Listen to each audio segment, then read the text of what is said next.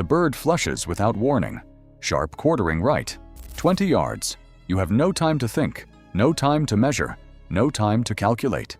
The gun comes up, and the clay shatters. Clean, instinctive, automatic. Next stand. Same bird, same speed, same line. But this time, you know it is coming. You set your feet, you pick your hold point, you call pull. The bird launches, and your experienced 5-decade brain begins to calculate. Gap, speed, lead distance. You measure, you adjust, you fire. Behind, clean miss. The bird you hit required zero thought. The bird you missed required all of it. That is not a coincidence. That is the Churchill Method, the part 90% of over 50 shooters learn about and then ignore because it feels irresponsible, because it contradicts 30 years of shooting.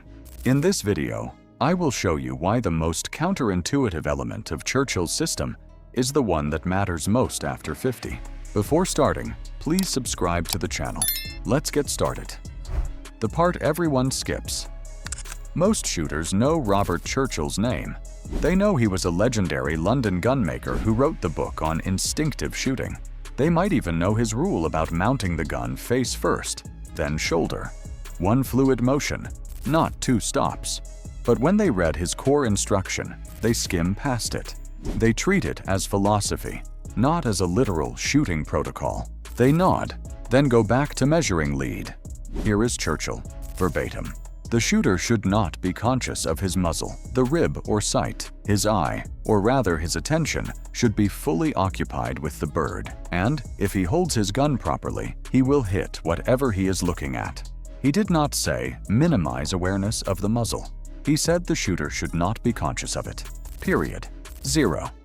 The gun disappears from your visual field. The bird is the only thing that exists. He went further. Dismiss all ideas of calculated allowances. All of them. The entire lead measurement system he called inherently unstable and unscientific, an entirely false foundation of thought at the back of the shooter's mind. This is not guidance. This is a command. And 90% of over 50 shooters read it, acknowledge it makes sense in theory, and then step into the stand and measure lead anyway. Because letting go of calculated lead feels like letting go of control. And after 50, control is the thing you cling to hardest. Why your brain fights Churchill. Your brain has spent decades being rewarded for conscious calculation.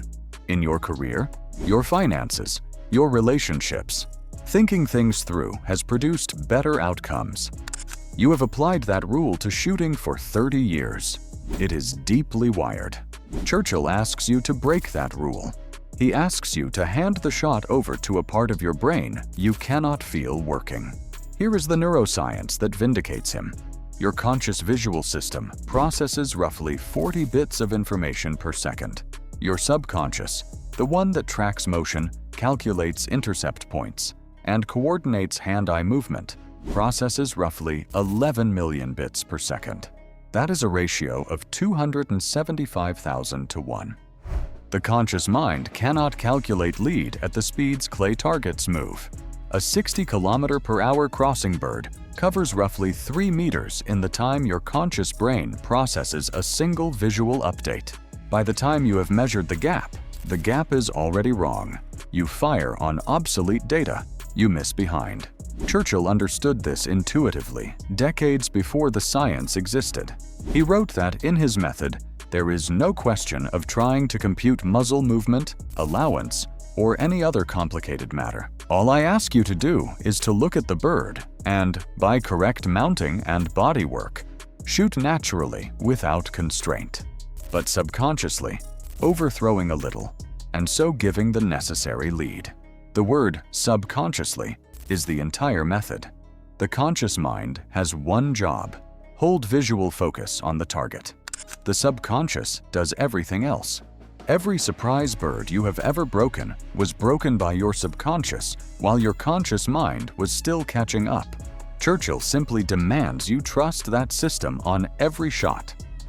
Why this matters more after 50.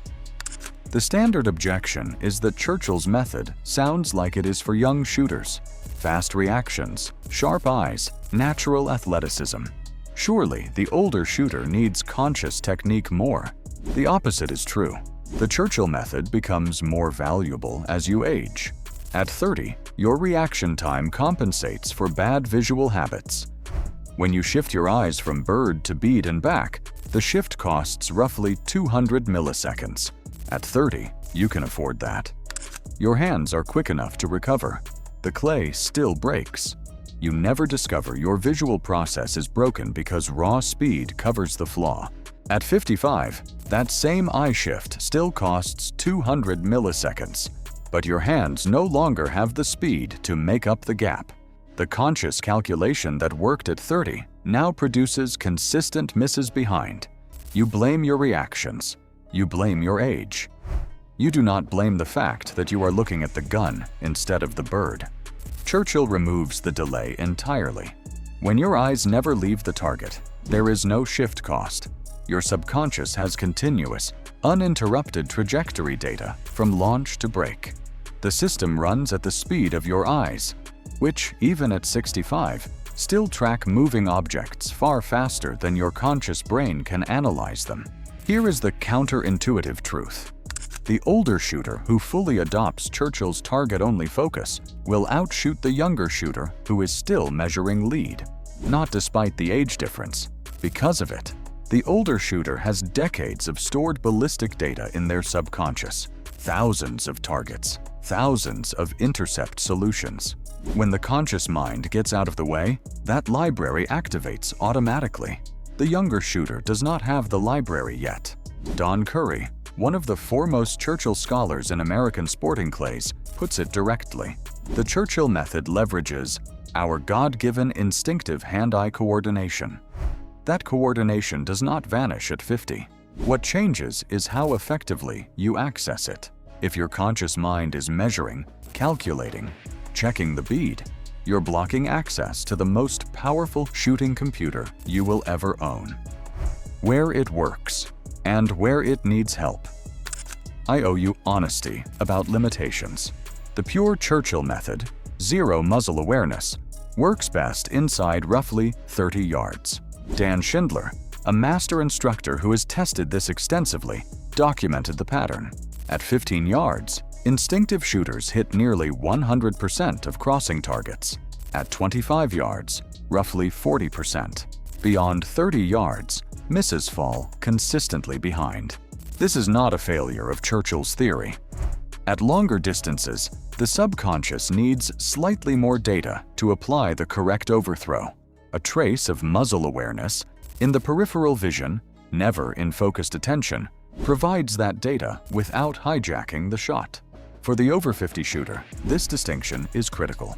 Most competitive sporting clays, targets sit between 20 and 35 yards.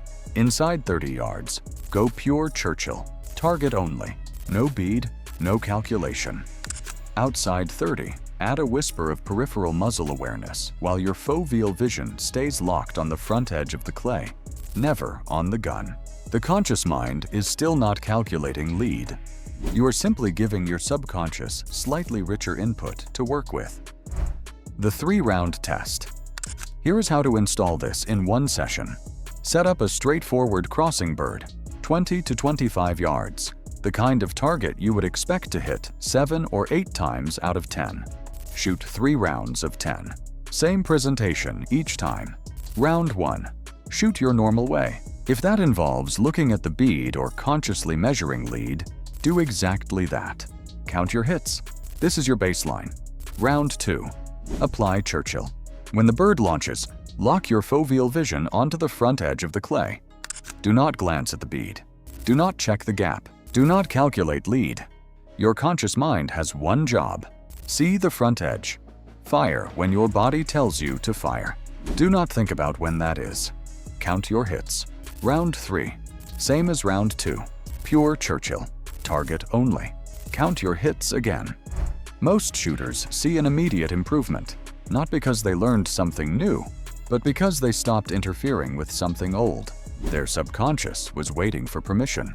The shooters who see no improvement are almost always the ones who could not fully commit. Somewhere in the swing, Their eyes flicked to the bead. Just a glance. Just to check. That glance was enough to corrupt the trajectory data and produce the miss. Half Churchill is worse than no Churchill. The path to full commitment is dry fire at home.